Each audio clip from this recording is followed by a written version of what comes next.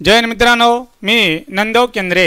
आज आपण परीक्षेच्या दृष्टिकोनातून हे इम्पॉर्टंट चॅप्टर म्हणजे नफा आणि तोटा, नफा तोटा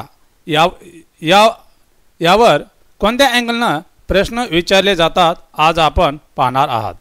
आता प्रश्न काय म्हणतो पहा बरं। जर एखाद्या वस्तूची विक्री किंमत ही तिच्या खरेदी किमतीच्या 5/8 पट असल्यास, इथं पट करा,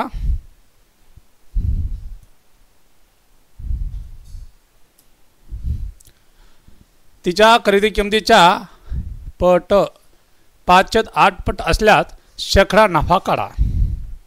आपल्याला माहिती आहे, आपण नफा दिला, शेकडा तोटा काढा, शेकडा नफा काढा, खरेदी किंमत दिली, विक्री किंमत इतकी दिली, हे संपलेलं आहे आता खेळ। कारण की आता पेपरची काठिण्य पातळी किंवा लेवल इतकं वाढलेलं आहे की प्रश्न याच अँगलनं विचारत आहेत। म्हणून मी सांगत असतो, तुम्ही जर पोलीस भरती तयारी करत असाल, पहिले तुम्ही प्रश्नपत्रिकेचा अभ्यास करा, म्हणजे येणाऱ्या पेपरमध्ये कोणत्या अँगलनं प्रश्न आलेले आहेत हे आपल्याला समजून येतं। आता पहा, हा जे प्रश्न आहे फक्त 2 सेकंदात कसा सोडायचा पहा। ह्याला सराव फार गरजेचं असतं। आता हे 5 तुम्हाला माहीत आहे, शेकडा नफा काढा। मग तुम्हाला हे शेकडा नफा काढण्यासाठी सूत्र काय रे?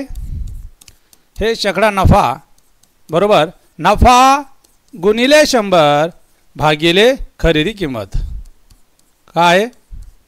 मग शेकडा नफा असो किंवा शेकडा तोटा असो, हा खरेदी किमतीवरच काढला जातो। मग ह्या गोष्टी आपल्याला नाहीत, म्हणून त्यांनी सांगितलेलं आहे, जर एखाद्या वस्तूची विक्री किंमत ही तिच्या खरेदी किमतीच्या 5/8 पट असल्यास शेकडा नफा काढा। मग आता लक्षात ठेवा, हे 5/8 आहे, ही असती विक्री, काय असती? विक्री किंमत, आणि ही असती खरेदी किंमत। हे लक्षात ठेवा, विक्री किंमत आणि ही खरेदी किंमत। मग मला सांगा, विक्री किंमत 8 आहे, खरेदी किंमत 5 आहे, म्हणून आपल्याला नफा किती व्हायला रे? हे 3 झाला, आपल्याला नफा भेटला। नफा किती भेटला? 3 गुणिले 100। मग मला सांगा, खरेदी किंमत किती आहे? 5। 5 × 5, 5 × 2 = 10, आणि 20 × 3 = 60। हा तुमचा आला 60%, हा शेकडा नफा आला। हे पर्याय क्रमांक 3 हे तुमचं योग्य उत्तर आहे। समजलं?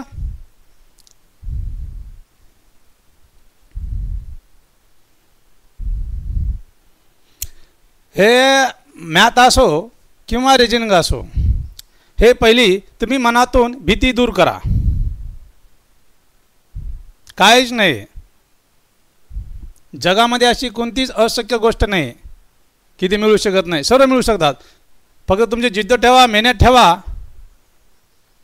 आणि चिकाटी ठेवा।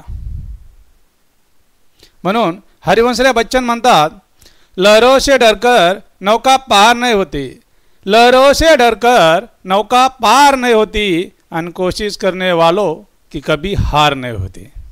अरे तुम्ही कोशिश करा। तुमचा कन्सेप्ट क्लिअर असणं फार गरजेचं आहे। तर मित्रांनो, आपले अर्णव पब्लिकेशनचे 2 बुक आहेत, एक संपूर्ण अंकगणित आणि बुद्धिमत्ता। या 2 विषयांचे प्रकाशन छत्रपती संभाजीनगर टीव्ही सेंटर या ठिकाणी 5 नोव्हेंबरला होणार आहे। तर या 2 पुस्तकांची जी रचना आहे,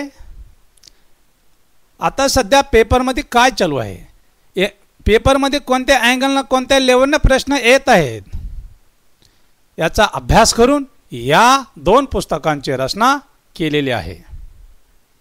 म्हणजे हे जे 2 पुस्तक आहेत, बेसिकपासून ॲडव्हान्सपर्यंत, म्हणजे सोप्याकडून कठीणाकडे अशी या पुस्तकाची रचना केलेली आहे।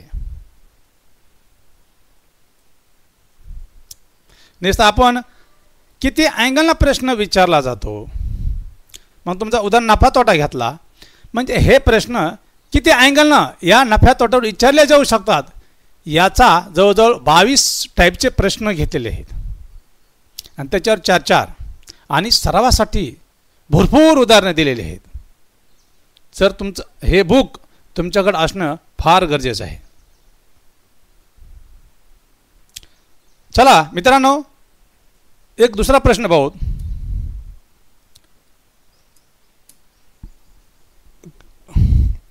काय म्हणते रे?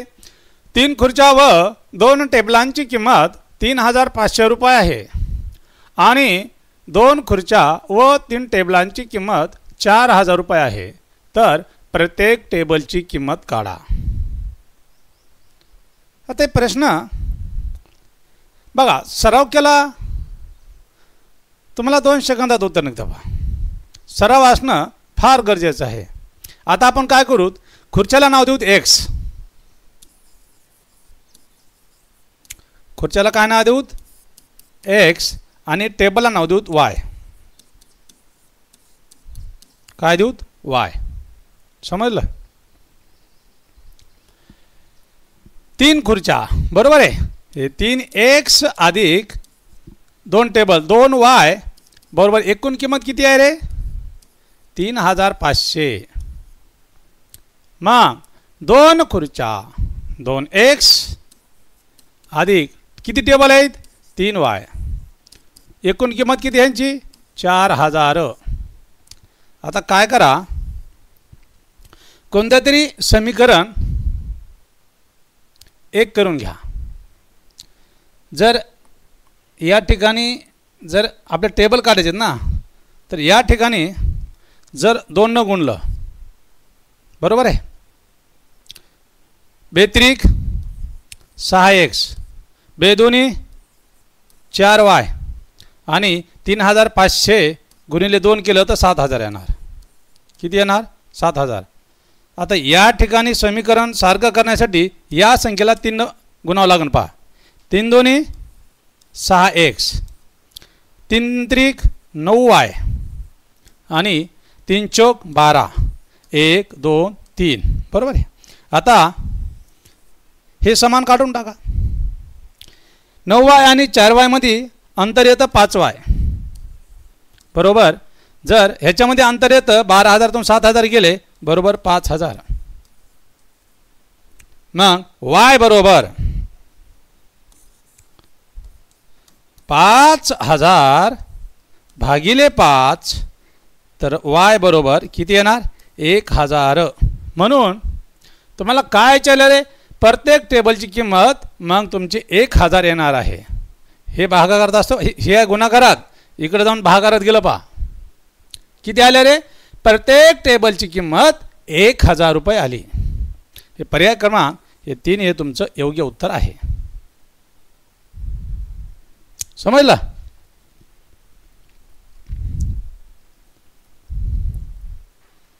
आता हे सराव असणं फार गरजेचं आहे. पहा काय सराव असणं फार गरजेचं आहे. म्हणून मी म्हणतो, पराभव पहिल्यांदा रणात होत नाही. पराभव पहिल्यांदा रणात होत नाही, पराभव पहिल्यांदा हा मनात होतो. जी माणसं मनाने पराभूत असतात, जी माणसं मनाने पराभूत असतात ती रणात कधी जिंकू शकत नाही. आणि जी माणसं मनाने जिंकलेली असतात ती रणात कधीच पराभूत होऊ शकत नाहीत. समजलं? तर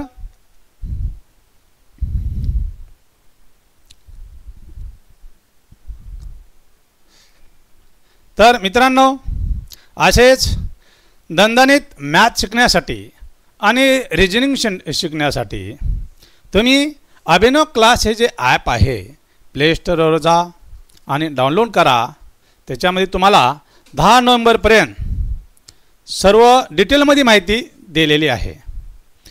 म्हणजे पेपरची काठिण्य पातळी लेवल ओळखून प्रत्येक प्रश्न किती अँगलनं विचारू जाऊ शकतो त्या चॅप्टरमध्ये ही सर्व माहिती हे अभिनव क्लास ॲपमध्ये देण्यात आलेले आहे. मित्रांनो, हा व्हिडिओ आवडला असेल लाईक करा, शेअर करा.